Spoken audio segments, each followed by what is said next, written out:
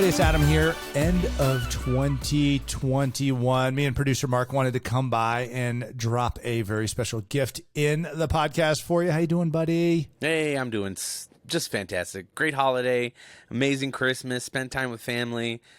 Right on. We wanted to end 2021 on a good note. So we, of course, wanted to take the most popular podcast of 2021, which incidentally is How to Have an Amazing 2021 with my coach, Jon Cheplak. All right, everybody, enjoy this episode. We will be back to new episodes starting on January 5th. Have a safe and happy new year, and we'll see you in 2022. Let's take it away. And welcome back to another episode of Start With a Win. This is your first of the year podcast here. Coming to you from Denver, Colorado. It's Adam Contos, CEO of RE/MAX, with part 2 of this How Are You Going to Kill It in Life episode, which we started last year. We closed out 2020 hard, and I have on with me today my good friend, my coach, mentor, my brother, Jon Cheplak. Welcome back to the show, my friend. Awesome to be with you, man. Man, last year. All right. I feel like I ripped the rear view mirror off of the windshield. I don't have to look through it anymore. Kind of a good way to close that baby out, isn't it? Yeah, we got to look forward. Lots of great lessons, though. Yeah, totally. But you know what's funny is all you and I talked about in 2020 was, I'm killing it right now. My business is blowing up. I'm in awesome shape. My friendships, my relationships, my health, my happiness, everything like that. I want to talk about how do we, there are some people that need to be reprogrammed with this. Let's reintroduce this operating system of success into their computer, into their brain housing group, and figure out how can they have a killer 2021 themselves personally, their mind, their body, their business, and move forward strong. You down with that, my friend? I'm down. Let's do it. Right on. Well, Jon, you always talk about, and I want to just start right here with the foundation for this. You always talk about stop doing the crap that you shouldn't be doing because you're distracting yourself from doing what you should be doing. Tell us a little bit about that, because you have to hit the reset button on a lot of people in life, don't you? I do. It's innovation versus mastery. And where I have, I don't know, maybe I've siloed, slotted people. The innovators, you need to be cautious of, because the innovators are typically avoiders, right? And because when you talk to them about their innovation, the next thing that they're doing, you always go, that's wonderful, that's really exciting. Is your business where you want it to be? Well, no, not really. And certainly, people are always striving to grow. But when you start inspecting and looking for holes, here's what's happened. Is mastery has not taken place. People are so caught up in this be innovative, and I think it's less of wanting to be on the cutting edge, and I think it's more of a psyche of avoidance, not being a finisher, not mastering. And that's the one thing that is most critical going into 2021. And as I look at the leaders that I work with, it's like people say, what is the difference between these high performance leaders? What is it? I said, it's like the craziest thing in the world. What do you mean? Like when they hear something, they do it immediately. And then they don't do it once, they do it consistently. And the final piece is they own every single outcome. So it's immediate action, personal responsibility, and consistency. Those 3 critical principles going into 2021. And I'll tell you what, now more than ever, because people have options, and there's people that are standing out and above, and there's people that are kind of on the wayside. So those people on the wayside, you're talking about, they're the ones who are chasing the squirrels, right? Yes, they are. Yes. And then you've got those that are just continuing to do their push-ups themselves instead of trying to find somebody else to do them for them. And they've got the discipline to handle that monotony. And it's funny when you look at like a professional athlete, for instance, and somebody who's a professional business is exercising their brain. Somebody who's a professional athlete's exercising their brain and their muscles, but both of them are doing over and over again what the amateurs stopped doing. It's everyone wants to get paid like a pro athlete. because all they see are the highlights on ESPN. You know, the home run, the walk-off home run, the Hail Mary touchdown, the long run. They see all that, but what they don't see are the hours upon hours upon hours of preparation, running the same play over and over and over again. And so what happens is practicing like a pro is almost non-existent, except for that elite group of agents, team leaders, broker owners. Doesn't matter where you're at, but you look at this small percentage, is that they understand that everything that looks sexy is a result of doing things that aren't sexy. All the freedom we desire in our lives is a result of putting restrictions and boundaries on ourselves. Pure and simple. That's fascinating, because it takes me back to this Machiavellian philosophy. You know, when you look at how the human mind works, the Machiavellian saying is that the successful favor a novelty just as much as the unsuccessful. The difference is the successful ignore the novelty. Yeah, that's right. Yes, they really, you know, again, it's taking, we're in this, it's fortunate and unfortunate. Everything has its duality. We're in the world of memes, right? And if everyone took the memes and went down below them, the quotes, right? We've heard trust the process, detach from the outcome emotionally, because what you can control is this moment right now. And then talking about focus and distractions, the minute the process is abandoned, there's one distraction, that concern about the outcome, it's over, and the efforts get diluted. Whereas those that stay focused in the doing the unsexy, the boring over and over and over again, it just compounds for them. It's like, gosh, you came out of nowhere. No, it didn't come out of nowhere. Or you were an overnight. No, back 3 years ago, 4 years ago, 5 years ago, I was doing this, and then I did this and I did this, but here's what I didn't do. I just didn't stop. I think that's fascinating. It takes me back to, I was just on a mastermind earlier today, and this is a mastermind of, you know, people like you deal with. In fact, I think you coach this guy, and he was showing us his calendar. And maybe, no, you don't coach this one. He works with another high performance coach just like you in the space, but he pulled up his calendar, and every single day it had the same stuff every single, you know, the same hours every day. And then you look at his goals that said, I'm doing 300 transactions a year. Mm-hmm. And you look at it and you go, well, that's a lot in real estate. Yes, it is. I mean, it's a huge amount of real estate. And I mean, you have people, you've got one of your groups just finished 2,000 transactions plus in 2021 or 2020. Yeah. You've got others that are doing, you know, 1,000 plus, things like that. But the reality is those things don't happen because people get distracted easily. Those things happen because they go to the workplace, wherever it is. It's in their basement, it's at Starbucks, it's in, you know, an office somewhere, wherever it is. And they're willing to do the same thing they did the day before, the day before, the day before. And they're not going, oh, what should I change today? Because I want to do something more. No, they just get a teeny tiny bit better every day and they do more business. But all of us would look at it and go, this is the most boring television program I've ever seen, because it was the same as the last episode, right? I mean, how do you, this is, and when I observe you, Jon, when I observe you, this is how you live your entire life. I mean, you know, you'll post a picture on social media and it's your food and it's all like boxed up and it's the same stuff you had last week because it just showed up from our buddy Todd's Icon Meals. It showed up at your front door. You're like, why deviate? This is what's working. And then you're at the gym again and you're like, why deviate? This is what's working. And then we're on a mastermind call and you're like, stop screwing with what's working.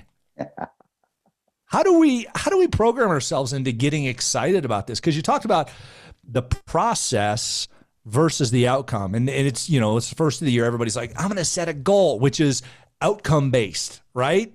Shouldn't they be setting, what am I going to do each day? Is that the better way of looking at it?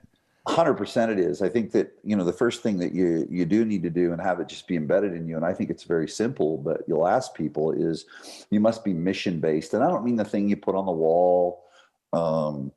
It's these big words that are written out that no one in the organization has ever read or even pays attention to. What is your mission? And so where I go to is real simple: serve, lead, inspire people that want to have a positive life experience in the real estate business. It has the greater good in mind.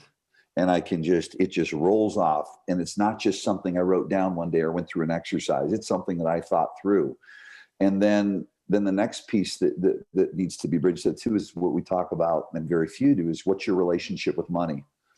See, many people don't have a true defined relationship with money. We've got to bring these things to consciousness and clarity. So clarity is at the top of this thing. So being mission-based, I'm crystal clear on mine. Then, what's money? Right? Money is a vehicle for me, my friends and family to experience freedom and to extend the message of change until the day I fall over. I am mission-based and I have a relationship with money. All of them have the greater good in mind. All of them require me to perform. See, now I know that's what hovers over me, right? And so I just know that. And again, this is where you trust the process, because if you look at those things that I just declared, I'd argue with anyone that really great things won't show up in my life if I do that. And what I trust in is, I trust in that if I take those micro commitment steps, everything big is built on the back of micro commitments. Everything big. And so those things I'm talking about, they are big. Freedom for my friends, my family, myself, serve, lead, inspire people, all those things that are really important. But I understand that it's the tiny hinges that'll swing those big doors. And so have that thing, some call it the big why. I don't know. For me, it's more mission and theme based, and that's what works for me. And then every single day, keep that in front of you, but then know, okay, it's there, it's in front of me, it's here. What are the steps, the tiny steps I need to take today? That's it. Awesome. So let's break this down a little bit, because I think people are going, okay, where do I go from here? We talk about business, but ultimately, business is a function of essentially outreach and experience that customers have with you. And when they feel valued, they are willing to do a transaction with you. But that's not really what holistically gives you life satisfaction. There are other things. There's relationships, there's your health, there's whatever it might be, your hobbies, you're giving back, what fulfills you. Can you give me an idea as to somebody they've been through 2020, they're confused. How do they find alignment and someplace to start? Because we're about to, when we air this, we're about to wrap up the first week of 2021. So this is, air date is January 6th of 2021. Everybody, welcome to the new year. Do you have your shit together? Is the big question here. So Jon, if they don't, how do we get it in a pile for them? Sure. So the first thing that I would ask yourself is, and this is the toughest question on the planet, because I get the pause, whether I have 100 agents on a Zoom, 50 leaders, or one-on-one, you've got to get clear on this. And you may think it's simple, but find some white space and sit with yourself. What makes you happy? A lot of people can't answer it. It's the simplest question. And sit in it, like write about it. I don't know what makes me happy. I don't know what makes me, what I was taught in journaling and in writing and pen to paper is take what's stuck in your head and get it on paper, because it allows space for more to come in. It's also important for us to see our thoughts instead of think our thoughts. And you may say, well, that's counter. You're looking for what makes you happy and you're going to write, I don't. Well, actually, it's proven to stimulate you to open up and figure out what makes you happy.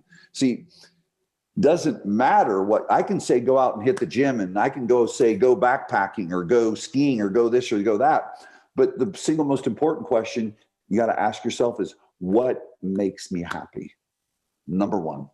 So define that. Number two, with that, once you discover what makes you happy, what is the tiniest little step that you can take moving yourself towards that?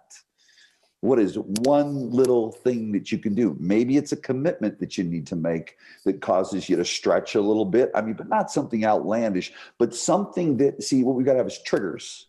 You want to create triggers. We hear about triggers, be careful of the negative triggers. Well, there's positive triggers. What's one thing that can trigger you into action, moving yourself towards what makes you happy? Maybe it is, here's the other thing too, that I think you need to look at in finding happiness, picking what it is, but I don't have time. Well, everywhere you're saying yes means you have to say no somewhere else. So your most powerful word and thing that you can choose to do is picking where to say no. And I'll throw some things out there. If you're not happy and life isn't where you're at, turn off TV. Turn off TV. Yes. And I'm not even getting into the news. I'm just talking about TV. Ready? It's called a TV program, because it programs you.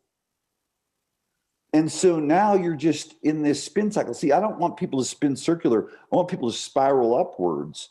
And the only way we can spiral upwards is know something that makes us happy, move away from the things that are programming us outside of our actual self, and then we're forced to move forward in the things that are going to support our happiness.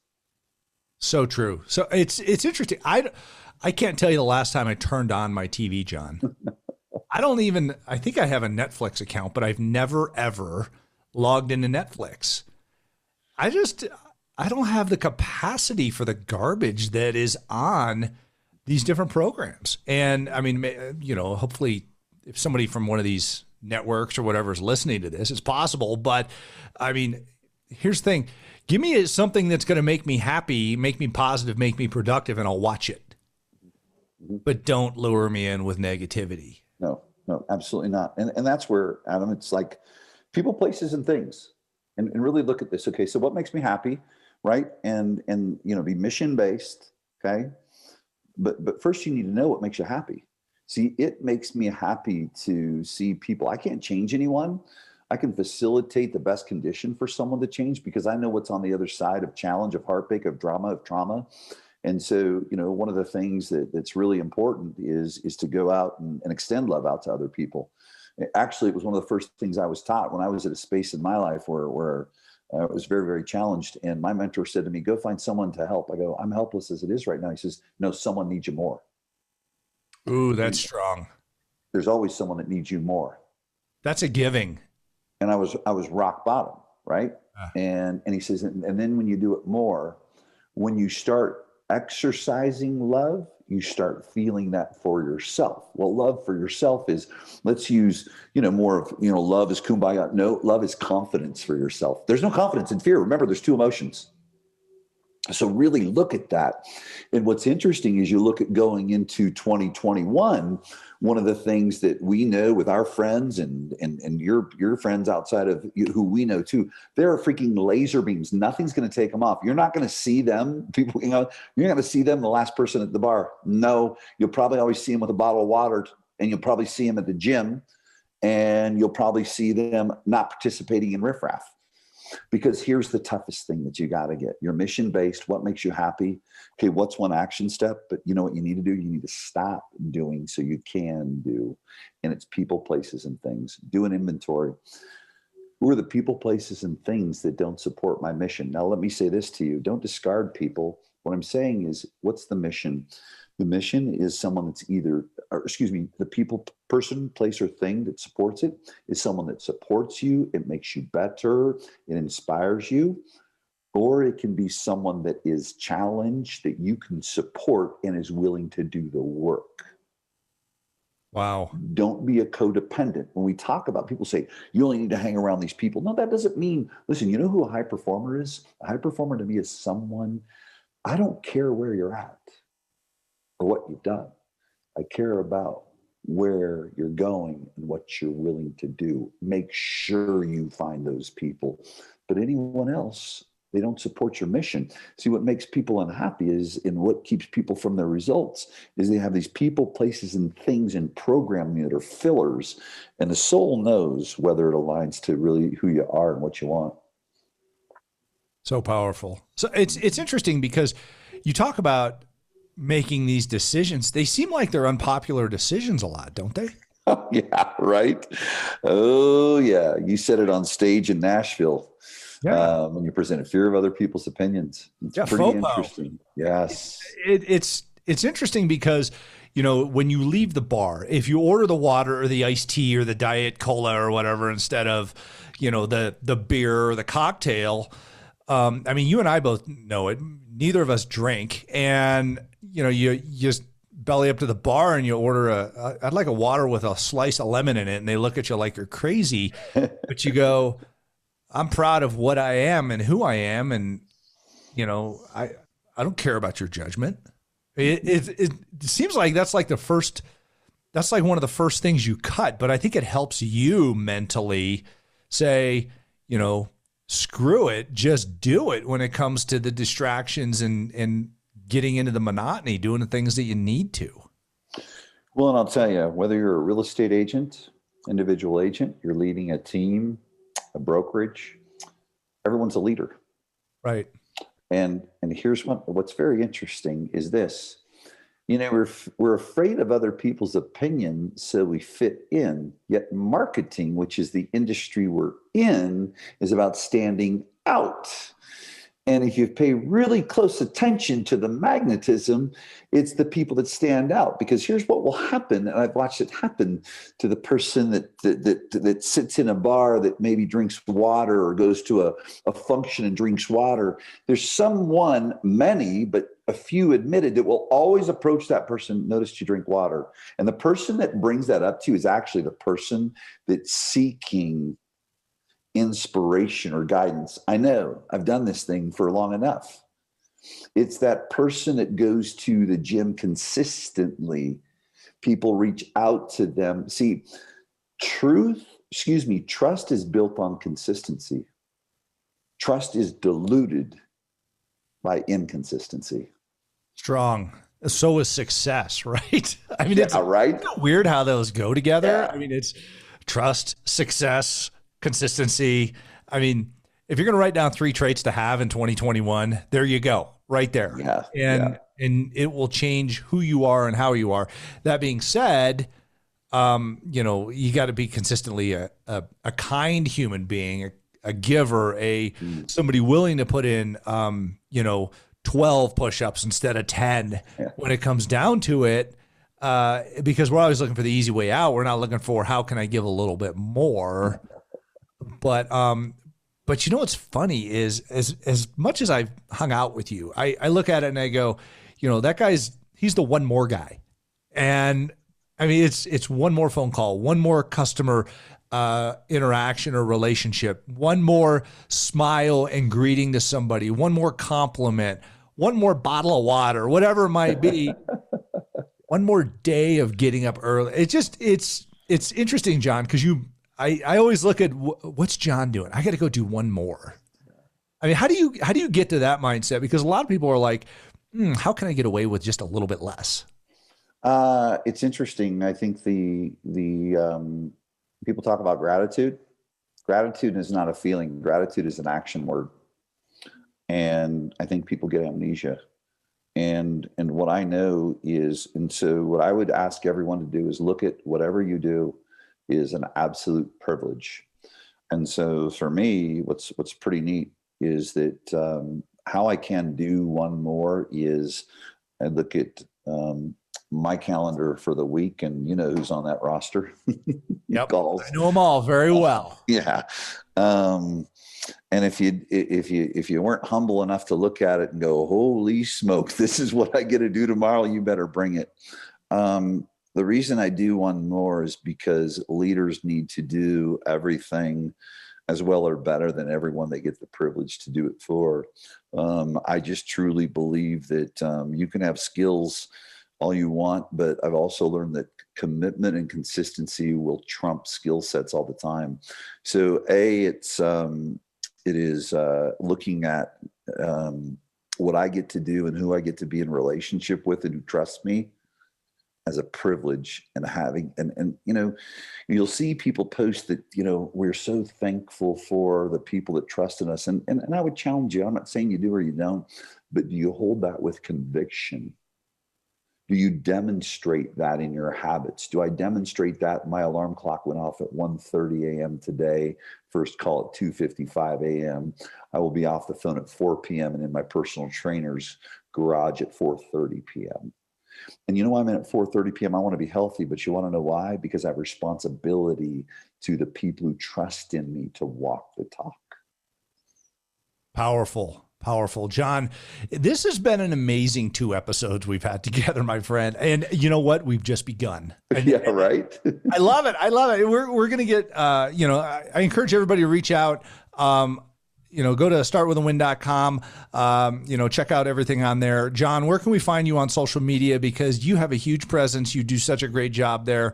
Where can our listeners find you?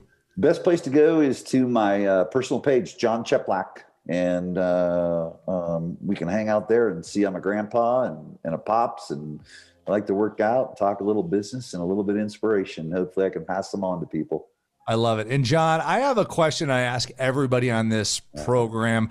And I know I know how you start with a win, my friend, but this is something that, that everybody wants to know that can translate into their lives. And that, Jon, that is, how do you start with a win that they can do as well?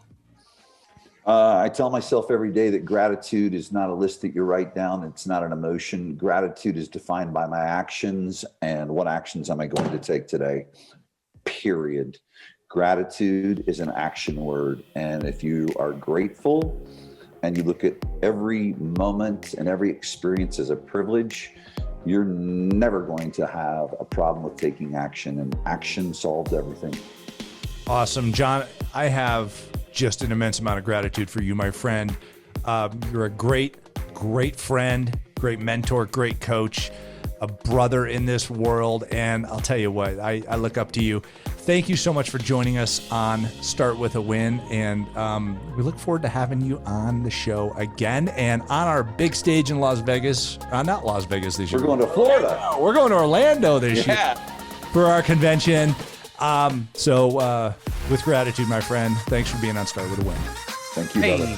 And thank you so much for listening to Start With a Win. If you'd like to ask Adam a question and tell us your Start With a Win story, give us a call and leave us a message at 888-581-4430. Don't forget to go onto iTunes and subscribe, write a review, rate the show. It helps us get the word out and reach more people. And for more great content, head over to startwithawin.com. Follow Adam on YouTube, Instagram, Facebook, and Twitter. And remember, start with a win. And we still have our YouTube people here. Oh, yeah. Our YouTube people. They're here. YouTubers. They're right there. Hello, YouTubers. Welcome to 2021. That's right. So, Jon, I was going to ask, you constantly are staying healthy and staying fit. And I see your posts online. You're like completely ripped and I call you Mr. Muscles, but I got a question. Were you always that, motivator? How long have you been, working towards that? And do you have like a particular goal in mind as far as like, oh, I want to be Mr. Universe, or, is there like something you put in your head, like physique wise, you want to look like The Rock and you have to achieve that, or where does it end, No, well, it never ends. And it's very interesting because I just started a 60-day challenge that I put in our group, and I'll declare mine tonight. And there's a baseline that I want to stay at. So I was always an athlete, 3-sport athlete, but that worked out a little bit here and there. But when I got out of rehab at 42 years old, I didn't, I needed to occupy my time. And so I just went all in with my fitness and my wellness. Hey, if I'm getting healthy here, I'm going to get healthy there. And so I was just really focused on that. And then I got, was I 50? I was 42. So at 45 years old, my personal trainer, whose garage I'm going to, he says, hey, you should compete in physique. So I did a physique contest, which was, it's not the flex thing. It's board shorts, Abercrombie. Okay. And I met, and I did it and I won a show in Denver. Oh, nice. I got second place in my first one, first place in my second one. So I went to nationals there and then took second place in North America. Todd Abrams beat me. That's where we met. That's so awesome. That's but so from cool. there, so now all I want to do is I want to, like right now I'm at 8.9% body fat, but I'm going to declare in this 60-day challenge I'm doing with my clients. I am, mine is going to be, I'm 237, 8.9%. I'm going to 219 and 3.9% by January 29th. Okay, nice. So you know, not like big sweeps up and downs, but you'll have your sprints. And like Michael Hearn says, then you rest your body though too. Yeah. Mine is just ultimate, my overarching, A, I want to be healthy, but B, I talk discipline, consistency, and commitment. And if I were to say that's my brand more than anything. And so the biggest thing is just demonstrating that to people. Yeah, that the other question I had for you was, you know, because a lot of people, you know, health and fitness is just a big thing that I think people struggle with. I know I've struggled with it, you know, on a consistent basis. And so, what do you say to those people who say to you like, oh, well, am I never allowed to enjoy ice cream again, or a slice of pizza, or, you know, what do you say to that? And what does that look like in your own life? I mean, are you, you know, green drink and, you know, lean protein 365 days a year, or do you find any type of fulfillment or enjoyment in food and maybe even watching a movie or, you know, some TV shows? I know you guys are saying like, we don't watch, you know, TV, but some people enjoy hopping on Netflix and, you know, spending time doing that. So well, I can tell you that Netflix cost me $2 million. So, I don't watch TV. My daughter told me to watch Yellowstone. I loved it and watched it and found out where it's at. And I bought 12 acres and I'm building a custom home 30 miles up the freaking road in the Bitterroot Valley.